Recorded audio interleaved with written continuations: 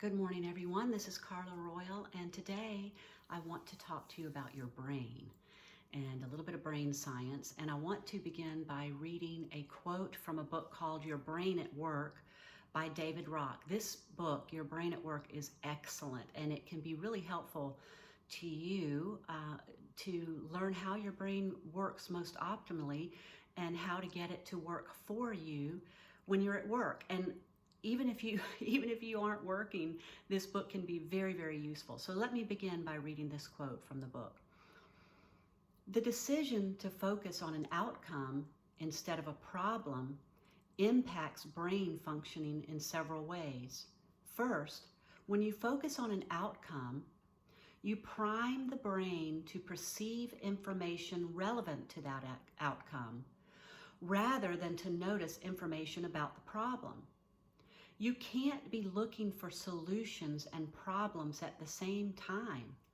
That would be like trying to hold two large numbers in mind at once and trying both to add them up and multiply them at the same moment.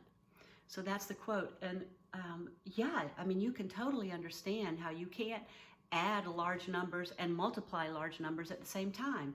It's the same with when we focus on a problem, it primes our brain to see problem everywhere. So in this book he gives the example of you have a plane to catch and you're waiting on the taxi. You have a ride set up to go to the airport, and for whatever reason that ride doesn't happen. Now if you start focusing on the problem, you're going to miss opportunity around you. But if you prime your brain to look for the solution, then you're going to suddenly look around you. You might see a taxi coming down if you live in the big city. You might recall that you can actually contact the taxi. But all of a sudden now, your brain is working for you instead of against you. In this culture today, we hear a lot about manifestation, like, manifest the life you want. And I know that a lot of people, including myself, have thought that there's a good bit of woo-woo and magical thinking about that. But the truth is, it's kind of, the idea of it is based on science. That when you prime your brain to look for what it is you want, to look for solutions, your brain begins doing just that. But if you're focused on the problem, your brain is going to find problem everywhere. So you could think of like when you go buy your new car, and you go buy your new red or your new orange, let's say orange because it's not as common of a color. You go buy your new orange Nissan whatever, and you drive that car off the lot. Now all of a sudden, you're seeing that car everywhere around you. You did not know there were so many orange Nissan cars out there. You were excited to have your new orange Nissan, but the truth is they were around you all the time, but your brain wasn't primed to see that. And that's why I want to encourage, that's why gratitude journals are actually scientifically shown to be helpful, because when you have a gratitude practice, it's priming your brain to see the good, the true, and the beautiful. And when you are looking for the good, the true, and the beautiful, you're going to find it because it's always around us. If you focus your mind on the negative things that are happening all around you, and yes, of course, bad things happen, there's no question about it. But when you are constantly talking about them, constantly posting about them, constantly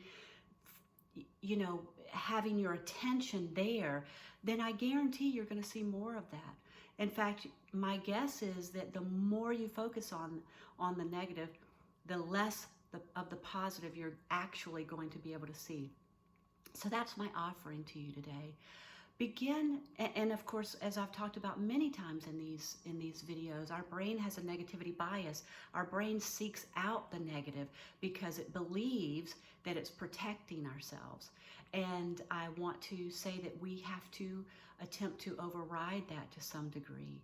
And we have to focus our attention on where we want it.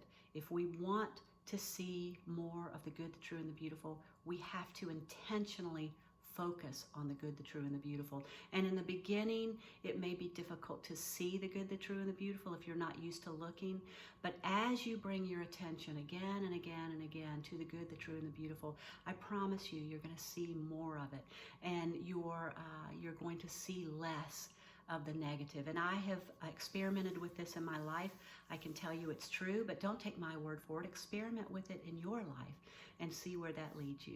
I appreciate you tuning in today. I'm Carla Royal, a mindset and performance coach, and I work with high-performing, high-achieving entrepreneurs and business owners who are too caught up in their mental chatter and in some anxiety. I would love for you to visit me at carlaroyal.com and connect with me there. Thank you so much. Have a great day.